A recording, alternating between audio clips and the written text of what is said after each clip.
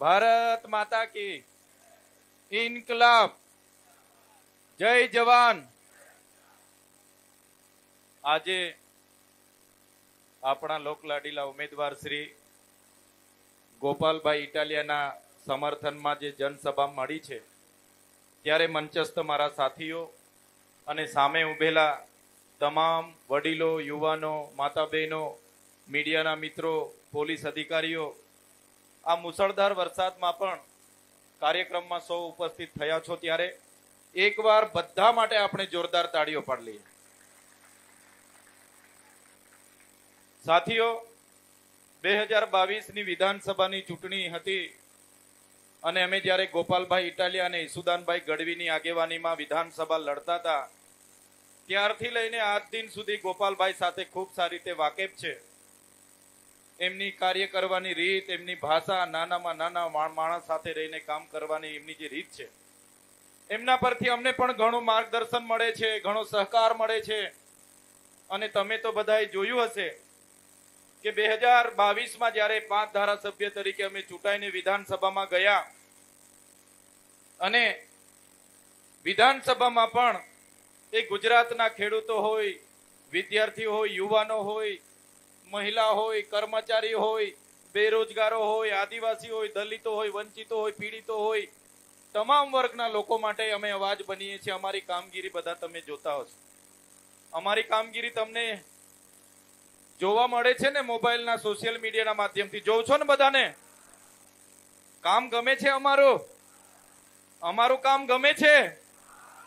મને લાગે છે આ બાજુવાળાને ગમતું નથી એટલે કોઈ બોલતા નથી। ભાઈ, કામ ગમે છે અમારું? સારું કામ કરીએ છે ને? સારું કામ કરીએ છે તો આ આમ આદમી પાર્ટીની એક કામ કરવાની રીત છે। હું ધારાસભ્ય બન્યો, આજે તો બધું ઓનલાઈન થાય છે, તમારા મોબાઈલમાં પણ તમે જોઈ શકો છો। તમે વિધાનસભાના પ્રશ્નોત્તરીની માહિતી ઓનલાઈન તમે જોઈ લેજો। વિધાનસભામાં આમ આદમી પાર્ટીના ધારાસભ્ય તરીકે અમે કેટલા પ્રશ્નોત્તરી સામેની સરકારને કરી છે, કેટલી બાબતો પર સરકાર સામે બોલ્યા છે, તમે ઓનલાઈન આંકડા કઢાવશો તો આ ચૈતર વસાવા ગુજરાતના 182 ધારાસભ્યમાં ટોપ 10માં હશે। ટોપ 10માં હશે। એ માર્ગદર્શન આપનાર ગોપાલ ઇટાલિયા અને ઈસુદાન ગઢવી છે। સાથીઓ, તમે મારા મત વિસ્તારની કામગીરી જોશો। 2022માં હું ચૂંટાયા બાદ ત્યાં જીવીબી વાળાનો ત્રાસ હતો। અમારે ત્યાં તો દક્ષિણ ગુજરાત વીજ કંપની લાગે, ત્યારે જીવીબી પર અમે રેડ કરી અને જીવીબી વાળાને કીધું કે અમારા ખેડૂતોને જો તમે ખેતીવાડીની લાઈન નહીં આપવાના હોય, તમારા પર 1021 કેસ અમારા ખેડૂતોના પેન્ડિંગ છે, જે કેસ તમે દિન 10માં પાસ નહીં કરો તો તમારા જીવીબીના તાળા મારી દઈશું। અને એ લોકોએ 1021 ખેડૂતોના દિન 10માં ખેતીવાડી લાઈનો ખેંચી આપીને ટીસી પણ એમણે મૂકી દીધા। તમે જોયું હશે અમારા વિસ્તારોમાં બસોની તકલીફ હતી।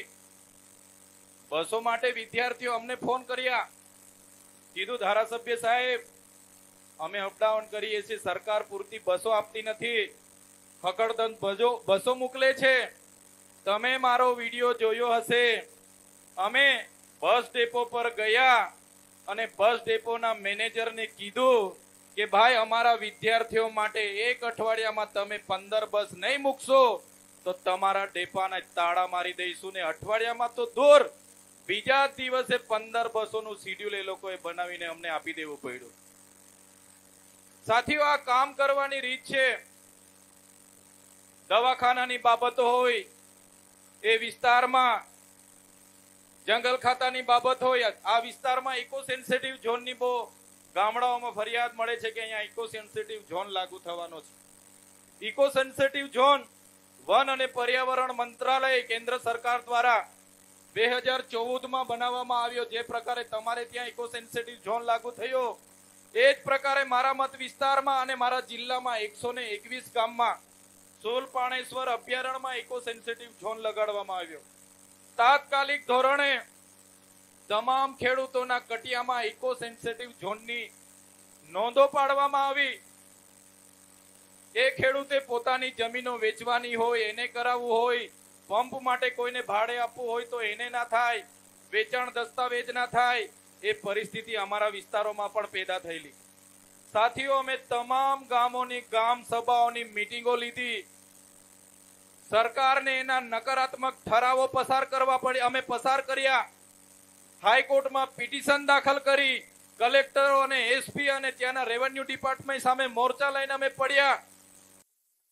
એના પહેલા જ બધાએ મને રજૂઆત કરી, મને કીધું કે અમે ધાર્મિક સ્થળો પર જઈએ ત્યાં પણ અમારા પર દંડ ઉઘરાવવામાં આવે, અમે ખેતીવાડીમાં પાણી વાળવા જઈએ દંડ ઉઘરાવવામાં આવે, અમે બજારમાં મજૂરીએ જઈએ શાકભાજી લેવા દંડ ઉઘરાવવામાં આવે. ગયા મહિનાની જ વાત કરું છું, અમે એસપી સાહેબને એકવાર રિક્વેસ્ટ કરી કે આ પોલીસ અધિકારીઓ ખોટું કરી રહ્યા છે, છતાં એમણે ગંભીરતા નહીં લીધી. અને તમે જોયું હશે ગયા મહિનામાં એસપી કચેરીનો અમે ઘેરાવો કર્યો, તમામ નાકાઓ બંધ કરવા પડ્યા અને દંડો પણ ઉઘરાવતા બંધ કરવા પડ્યા. કહેવાનો મતલબ આપણી આ કામ કરવાની, એક ધારાસભ્ય તરીકે કામ કરવાની આ રીત છે. એમના કેબિનેટ કક્ષાના મંત્રીઓ, તંત્રીઓ, એમના સાંસદો, એમના ધારાસભ્ય આ વિસ્તારમાં એવું કહે છે કે ગોપાલભાઈ વિપક્ષમાં ચૂંટાઈને શું કરી લેવાના છે? ગોપાલભાઈ એકલા શું કરશે? અમારી સરકાર છે, પંચાયત થી લઈને પાર્લામેન્ટ સુધી ડબલ એન્જિનની સરકાર છે. સાથીઓ, આ વિપક્ષના ધારાસભ્ય તરીકે મારી ખાલી 2.5 વર્ષની કામગીરી તમારા મોબાઈલમાં પણ તમે જોજો. મનરેગાની કામગીરી ઓનલાઈન તમને મળી જશે. ગુજરાતમાં મારો મત વિસ્તાર, એ ચાહે મનરેગાની કામગીરી હોય, એ ચાહે આવાસની કામગીરી હોય, એ ચાહે રોડ રસ્તાની કામગીરી હોય, એ ચાહે ખેતીવાડીની કામગીરી હોય, એ ચાહે સોલાર પંપની કામગીરી હોય, એ ચાહે બોર મોટરની કામગીરી હોય, હું ચેલેન્જ સાથે કેમ છું, મારો મત વિસ્તાર આજે ગુજરાતના ટોપ 10 માં આવશે મારી કામગીરીને લઈને. વિપક્ષમાં રહીને તમામ પ્રકારની કામગીરી કરી છે. અને સાથીઓ, આપણા લોકોને તો કોઈ મોટી કામની જરૂર નથી. આપણા ખેડૂતોને અહીંયા એરપોર્ટ નથી જોઈતા કે આપણા ખેડૂતોને કોઈ કોરિડોરની જરૂર નથી. ત્યારે સાથીઓ, દાતરડીથી લઈને ટ્રેક્ટર સુધીની યોજનાઓ છે.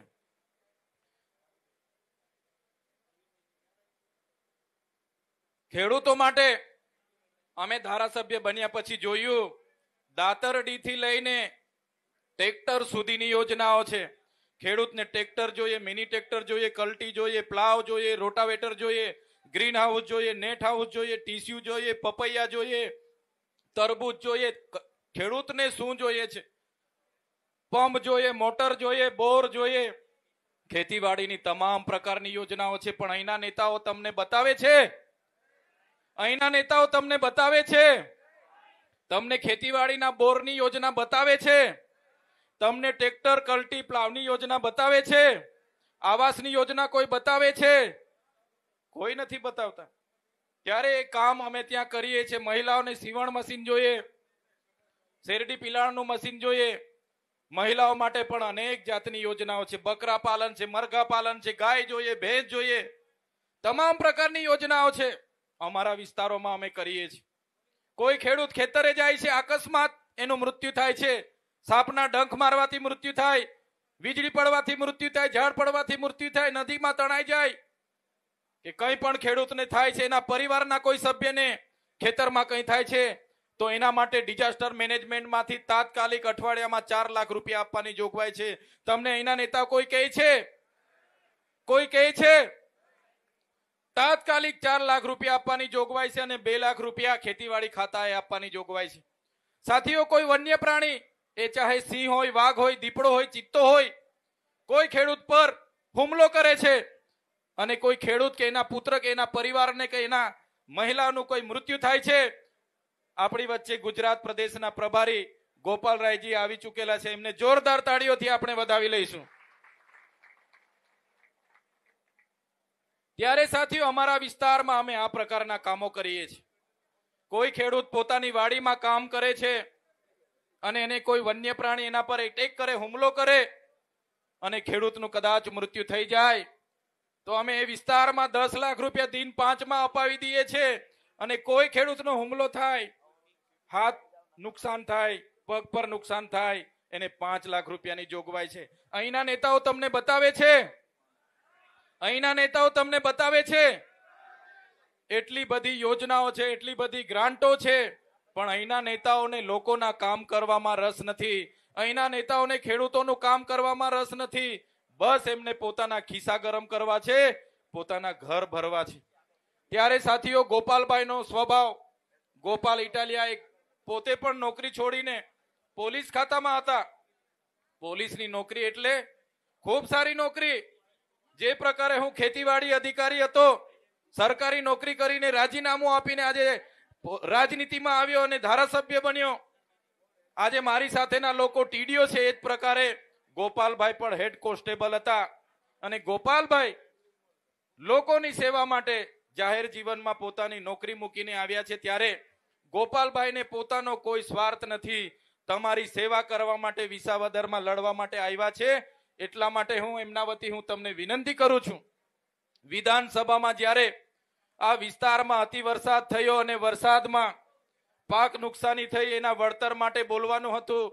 ભારતીય જનતા પાર્ટીના 165 ધારાસભ્યમાંથી એક પણ માઇકલાલ નથી બોલ્યા. ત્યારે પણ આમ આદમી પાર્ટીના ધારાસભ્ય અવાજ ઉઠાવ્યો છે. જમીનોની રીસર્વેની વાત હતી, ત્યારે પણ અમે વિધાનસભામાં બોલ્યા છે. આ વિસ્તારમાં પાક વીમાની વાત હતી, ત્યારે પણ અમે વિધાનસભામાં બોલ્યા છે. આ વિસ્તારમાં ખાતરની અછત હતી, ત્યારે પણ અમે વિધાનસભામાં બોલ્યા છે. આ વિસ્તારની જ્યારે પણ સહકારી મંડળીઓની કૌભાંડોની વાત હતી, જ્યારે પણ ગ્રાન્ટોની ઉચાપતની વાત હતી, ત્યારે અમે વિધાનસભામાં એક આમ આદમી પાર્ટીના સૈનિક તરીકે બોલ્યા છે. અને ગોપાલભાઈ ઇટાલિયાના વિધાનસભામાં આવવાથી આમ આદમી પાર્ટી પણ મજબૂત થશે. અને સાથે સાથે માત્ર વિસાવદરના જ નહીં, ગોપાલભાઈ જે દિવસે વિધાનસભામાં એક મજબૂત નેતા તરીકે અવાજ ઉઠાવશે, એ દિવસે ગુજરાતના તમામ ખેડૂતોને એનો ફાયદો થવાનો છે. ત્યારે સાથીઓ, હું ગોપાલભાઈ વતી અપીલ કરવા માટે આવ્યો છું. ગોપાલભાઈ ભણેલા ગણેલા, નીડર, સારા સ્વભાવના અને તમારી વચ્ચે રહેનારા નેતા છે. એમને તમારે એક એક મતની જરૂર છે. સામે ખૂબ મોટી સરકાર છે, એમના મંત્રીઓ તંત્રીઓ, એમનું પ્રશાસન, એમનું વહીવટી તંત્ર, એમની મશીનરી, એમના ભૂમાફિયાઓ, એમના કૌભાંડીઓ, એમના બુટલેગરો, તમામ લોકો એક બાજુ છે ને એક બાજુ ગોપાલભાઈ નાનો માણસ, ગરીબ માણસ, ગામમાંથી આવનારો નાનો માણસ છે, નાનો જુવાનીઓ છે. ત્યારે મારા સાથીઓ, ગમે તેવું થશે, ભલભલા ખેલ હમણાં ચાલુ થવાના છે. સામ દામ દણ ભેદ નીતિ બધું જ કરે છે આ લોકો. હું પણ વિધાનસભા ને લોકસભા લડ્યો છું આમની સામે. મને ખબર છે અનેક પ્રકારના દાવ હજુ હમણાં 2 દિવસમાં થવાના છે.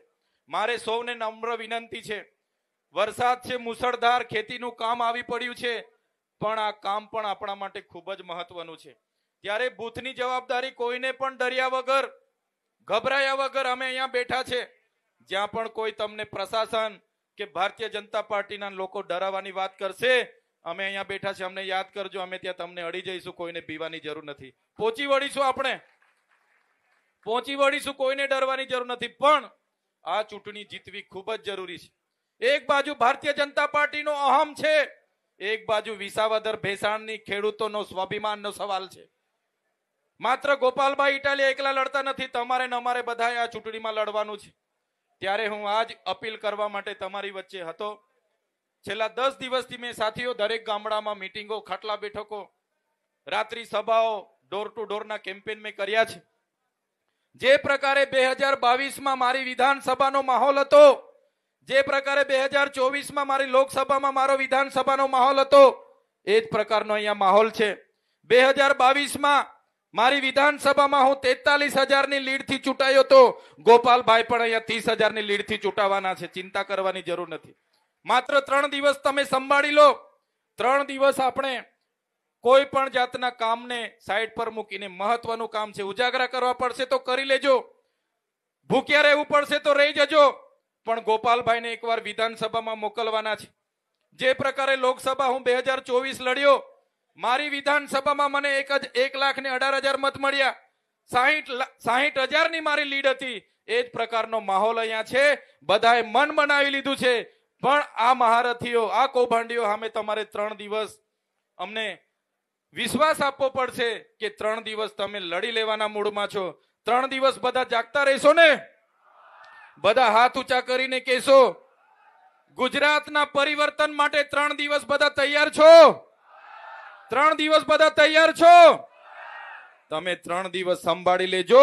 ગોપાલભાઈ આવનારા વર્ષો તમારા માટે સંભાળી લેશે. ધન્યવાદ.